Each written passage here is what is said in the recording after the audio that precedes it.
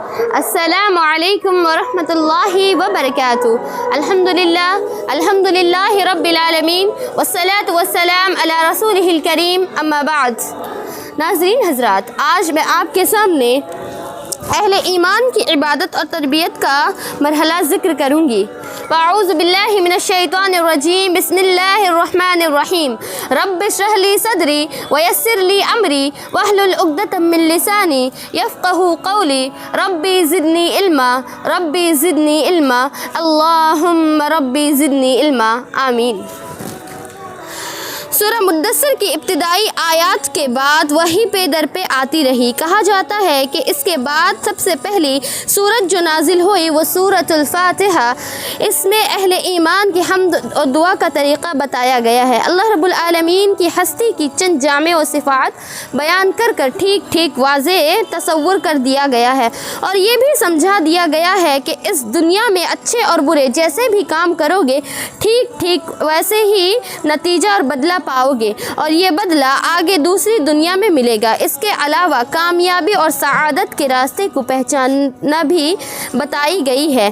اس طرح دین حق کا سارا محاصل اس سورہ کے چند سادے بول بولے گئے ہیں، اور حمد و دعا کا شکل میں بندے کو اس کی تعلیم دی گئی ہے۔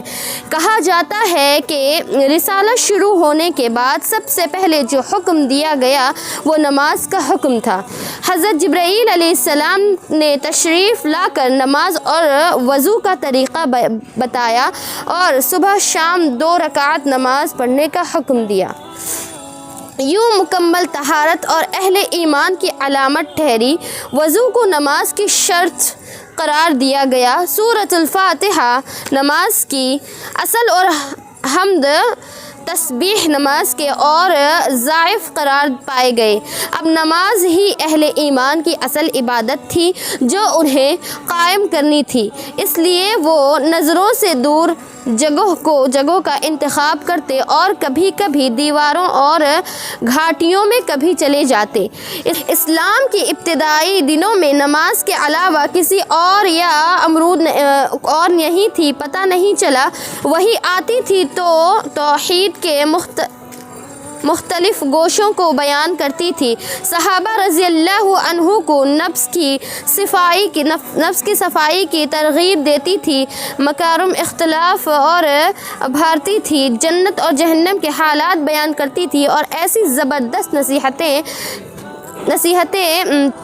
کرتی تھی کہ ان سے سینے کھل جاتے تھے اور روح کو غذا ملتی تھی۔ ادھر رسول صلی اللہ علیہ وسلم بھی کتاب اور حکمت کی تعلیم کے ذریعے یہ صحابہ کرام رضی اللہ عنہ کو پاک و صاف کرتے تھے۔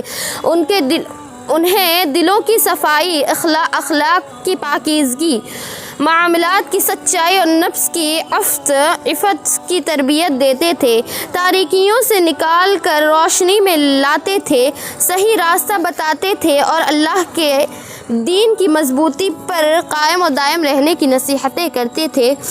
اسی کو اچھی طرح تھام لینے اور اس کے معاملے میں ثابت قدم رہنے کی تلقین فرماتے تھے۔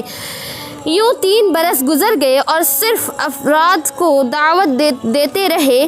مجلسوں اور محفلوں میں کہیں اعلانیہ تبلیغ نہیں کی گئی، لیکن قریش کو اس کا علم ہو گیا اور بعض نے اس پر نکیرہ یعنی انکار کیا۔ بعض نے اہل ایمان پر کچھ زیادتیاں کی گئی، لیکن عموماً طور پر قریش نے اب تک اسے کوئی اہمیت نہیں دی۔ ادھر نبی کریم صلی اللہ علیہ وسلم نے بھی ان کے دین سے کوئی تعرض نہیں کیا اور نہ ان کے معبودوں کے بارے میں کوئی بری بات کہی۔ آخر میں اللہ رب العالمین سے دعا ہے کہ خدا تعالی ہم تمام کو سیرت نبوی کو اپنانے کی توفیق عطا فرمائے۔ خدا تعالی ہمیں آپ صلی اللہ علیہ وسلم کی سیرت کو جاننے، پہچاننے، سمجھنے اور اس پر عمل کرنے کی توفیق دے۔ آمین ثم آمین۔ وما علینا الا البلاغ المبین۔ والسلام علیکم ورحمۃ اللہ وبرکاتہ۔